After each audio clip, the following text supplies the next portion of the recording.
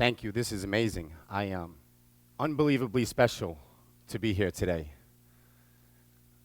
I'm a Massachusetts kid, and to be presenting in front of the UMassAmherst sign for TEDx.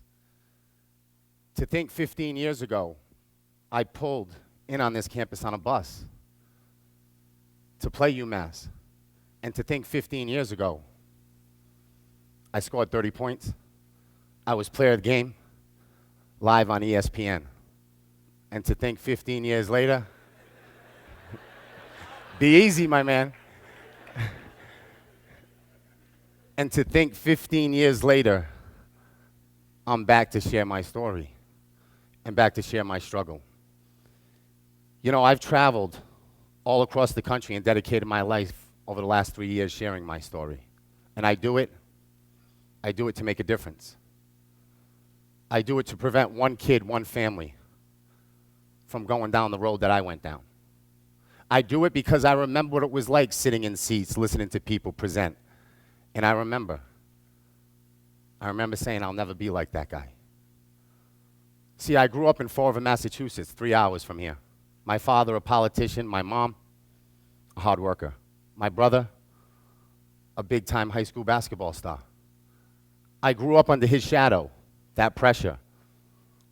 And they told me growing up as a kid that I'd never be as good as him.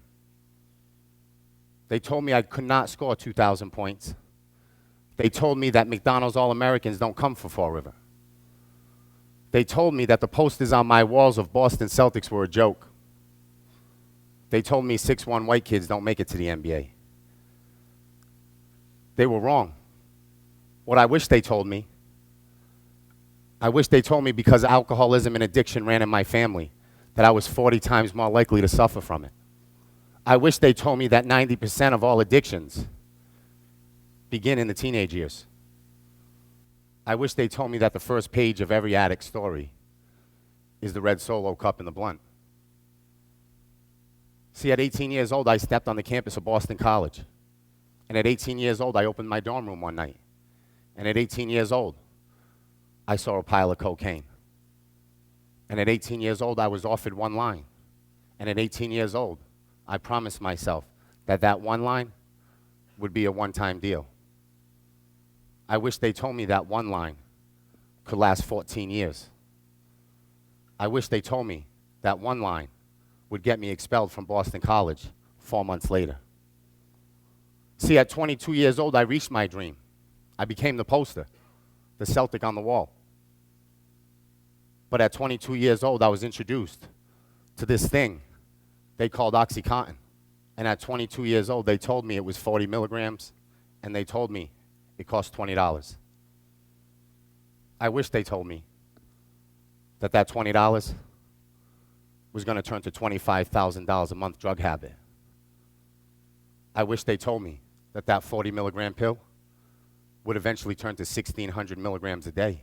I wish they told me that that little yellow pill in the palm of my hand 2 years later would turn into a syringe. And that syringe would stay in my arm for the next 8 years. I wish they told me that that syringe would make me spend every last dime I ever made playing basketball. I wish they told me that it would break my family's heart, make me sleep on the street, bring me to the brink of death, and cause me to attempt suicide. And there I was, 8 years later, 32 years old, in handcuffs, in a hospital in Fall River, Massachusetts, where I was born. And when I came through, the police officer said, "Don't say a word, Chris. You were just dead 30 seconds ago." He explained to me that while driving, I overdosed. I went through a lane of traffic, I jumped a curb, and I crashed into a cemetery fence. He explained to me that they brought me back to life that day. And a nurse practitioner walked into that room, and she shined a light in my eyes. She took my blood pressure. And she said, "He's free to go. He's all yours." The police officer looked at me and said, "Chris, man, when we were in high school, I would have never imagined this would be your story. I can't believe this is how it turned out." So what I want to do is I want to do you a favor today. I want to uncuff you. I want to summon you. But you got to promise me one thing. In the next 30 days, you'll check into a treatment center. And when that 30 days is up, you'll turn yourself into the judge. I looked at that police officer, and I said, bet. He uncuffed me, handed me my summons. And as I was walking out of that hospital, I said to myself, since 18 years old, I've been nothing but a failure. So what I'm going to do today, I'm going to walk out of this hospital. I'm going to walk to my friend's house. I'm going to grab his gun. I'm going to stick it in my mouth. And I'm going to blow my head off. At 32 years old, I will end this nightmare for everybody involved. And as I'm walking out of that hospital that I was born in, thinking about ending my life, a nurse yelled my name, and that nurse said, Christopher, please come back. When I turned around, she was in her 50s, and I waved her off. And I kept walking. She said, please don't wave me off. I went to high school with your mother. My mom died at a young age. I turned around, I said, ma'am, please don't talk about my mom right now. She said, I have no choice because your mother's talking to me right now, telling me to help her little baby. So will you please let me do your mom that favor? I turned around, I walked back in, I sat with that woman as she called treatment centers all over Massachusetts, saying, I got a former Boston Celtic with no money, no job, 2 kids. Will you please give him a free bed? Everybody said no. Until this one center finally said, we'll give him 5 days. 8 years on heroin, I got 5 days of care. And on day 5, I was being discharged. And as I was walking out, still sick, still withdrawing, thinking about getting high, my phone rang. And on the other line, it was Liz Mullen. Liz Mullen is Chris Mullen's wife, the NBA Hall of Famer. I lived with them for 3 weeks to get ready for the NBA draft, and Liz Mullen simply said, we have the resources. We want to send you to a treatment center in New York for 6 months. Will you please take our gift? I took the gift. At 32, I was out of choices. I jumped in a car, I drove to Rhinebeck, New York, I checked in, and I was told that the first 30 days you can't have contact with your family.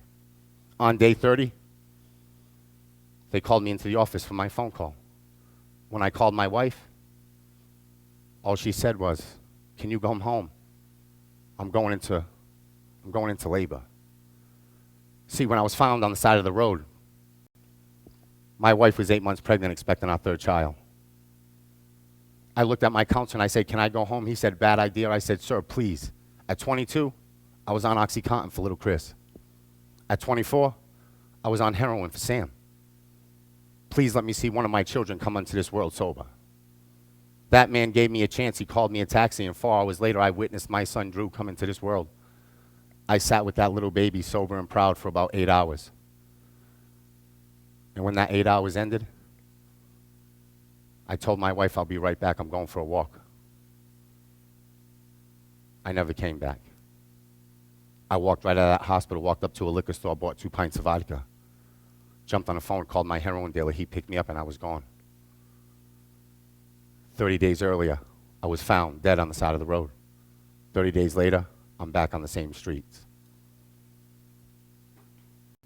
When I walked into that hospital the next morning, my wife took one look at me. She shook her head and she said, don't ever come back. See, I met my wife in the 7th grade. She knew me long before heroin and hoop. My wife said, you broke my heart 1,000,000 times, but this is the last time I let you do it to my children. I walked out of that hospital. I went back to that place in Rhinebeck, New York, and when I walked in the front door, that man who said it was a bad idea to come home, he said, Mr. Herren, come into my office. I heard about your home visit. I said, if you heard, there's nothing to talk about. I lost my family. He said, of course you did. That's what addiction does. It ruins families.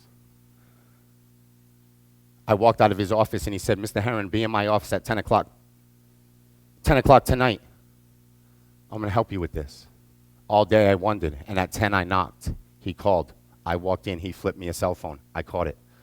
He said, now you're going to do the most courageous, admirable thing you've ever done in your life. You're going to flip that phone open. You're going to call your wife, and you're going to promise her that you'll disappear. Tell your wife this will be the last phone call you ever make to her. And then tell your wife to tell your 3 kids when Daddy left them in the hospital this morning, that Daddy died in a car accident. You're going to play dead for these kids, Chris. And you're going to let your family live. Because you're a no good scumbag, washed up junkie who doesn't deserve a family. And I looked at that man, that broke my soul. I started crying.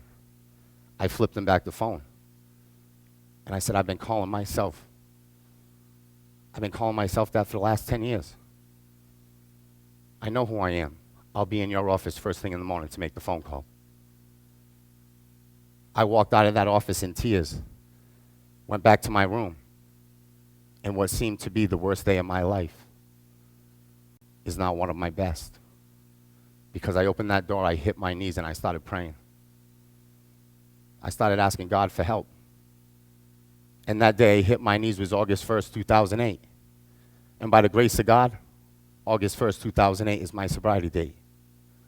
I thank God every day.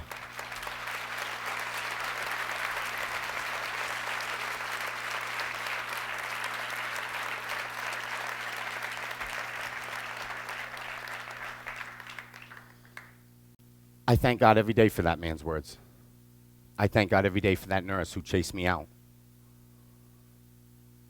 At almost 5 years sober and 37 years old, I'm grateful for my bad days. People often ask me, aren't you tired of doing this? Too emotional? Of course. But I believe in it. And I believe it's necessary. See, I spoke at a school an hour and a half from here. And as I presented to these 2,000 kids, afterwards I shook hands, I took pictures, I walked out, I got in my car, and as I'm leaving, my phone buzzed. When I opened it, dear Mr. Herren, I'm still in the bleachers. I'm still in the bleachers with my boyfriend. In our backpack, 2 bottles of vodka. In our backpack, Tylenol, Xanax. In our pockets, our suicide notes. Today, we were going home to kill ourselves. But today you came to my school. Today you gave me hope. So today, we're walking down to the principal's office to tell on ourselves. Thank you, Mr. Herren, for coming to my school and sharing your story. I spoke at a school in Rhode Island where these 4 kids walked in purple shirts. And this little girl raised her hand, and I called on her. She stood up. Nobody really stands up. She stood up. It took me by surprise. And when she stood up, she said, I don't have a question. I have a statement. My statement is this. I want to thank you from the bottom of my heart coming to my high school and validating what me and my friends do. And she pointed to the 4 purple shirts. I said, what do you do? She said, we're the sober students of this high school. And as I looked at this girl with such admiration, courage, I heard laughter. And 2 seconds later, the whole school was laughing at her. So this little girl sat down, started crying, turned beet red. I looked at those kids and I said, for real? And at 35 years old, I looked back at that girl. And the only words that could come out of my mouth that day was, I wish. I wish I liked myself enough. I wish I never had to change myself. I wish I never had to put a substance in my body and become somebody different to fit in. I looked at that little girl and I said, I'd give you every uniform I put on in my life to go back to 15, 16, 17, sit in that front row and wear that purple shirt proud. And from that little girl, I started this thing called Project Purple. And Project Purple is a little anti-substance abuse campaign that we launched 9 months ago. And within 9 months, we got 100,000 kids to sign up. We had 100,000 kids walk into their school wearing purple. Project Purple is about raising awareness, educating our youth, empowering them to stand up for what is right. It's about raising their self-worth and their self-esteem. It's about letting our kids know to never change who they are for nobody, because they're perfect just the way they are. See, over the last 3 years, I've continued this mission, and it's never easy. I can cry. My audience, my game has changed. The kids in the bleachers, they're not there to heckle or to taunt. Hopefully they're there to listen, to learn, and to be inspired to share their struggle. Because what I found out, in our struggle, we can find our greatest strength.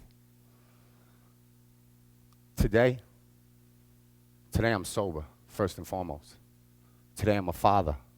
of 4 beautiful kids. I'm a husband to the star of this story, my wife, Heather. We've been married 15 years. I'm an author, a speaker.